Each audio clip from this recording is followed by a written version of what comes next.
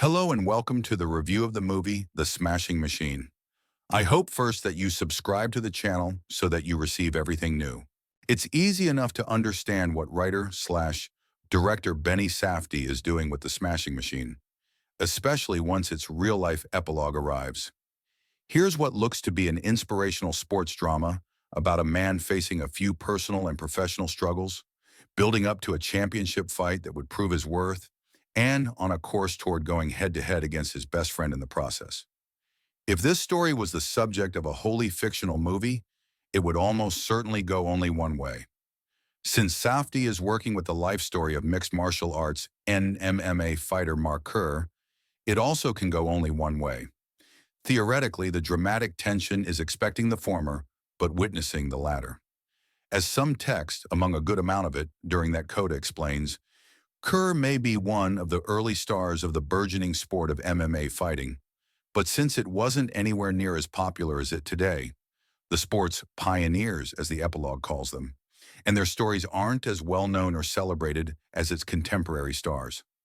Kerr's history, then, likely arrives in this dramatized form as a bit of a mystery to most, even though the movie itself is based on a 2002 made-for-TV documentary that covers the same events.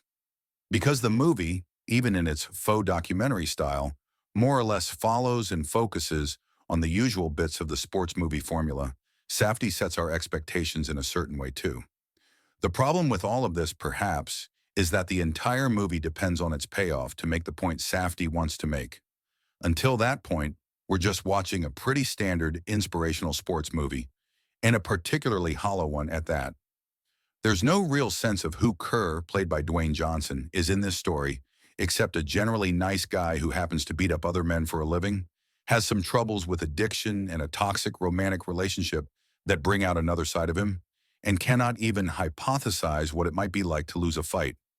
That last part might be a fascinating angle from which to approach this dramatized version of the man, but this ultimately is a movie that's more interested in events than the people involved in them. The most telling example of that might be a specific three-scene section of Safdie's screenplay and editing. It comes after Mark's addiction to an opioid-based pain medication can no longer be ignored.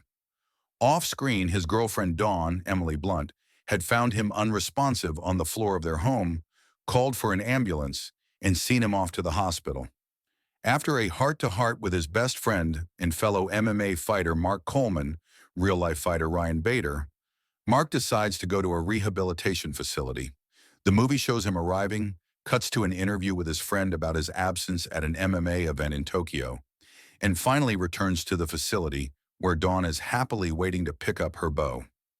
When the movie skips over what turns out to be a key shift for this character, it's difficult to believe that Safdie cares about his protagonist's addiction and recovery in any way beyond serving as an obstacle within this story. The whole movie has a similar feeling, really. We first meet Mark at an MMA tournament in Brazil, where a montage shows him pummeling assorted opponents with his wrestling moves, as some voiceover has the man explaining why fighting means so much to him.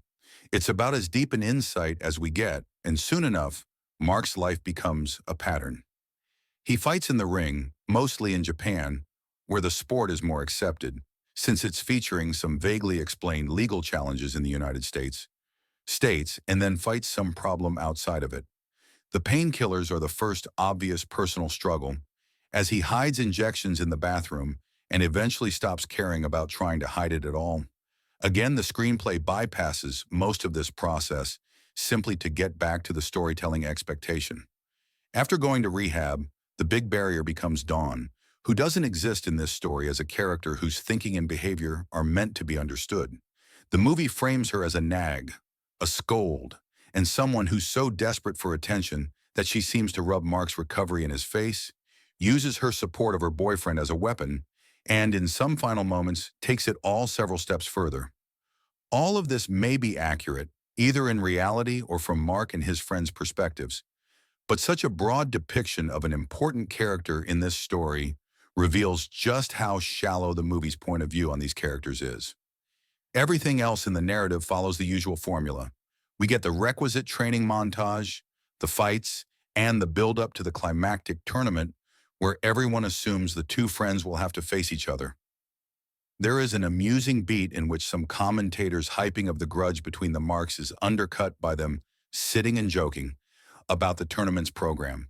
The Smashing Machine follows this to the letter, only to do something different when it's far too late to actually make anything of that development. I hope after the end of the episode that you liked it. Thank you for watching. I will miss you until we meet again in a new movie review. Bye.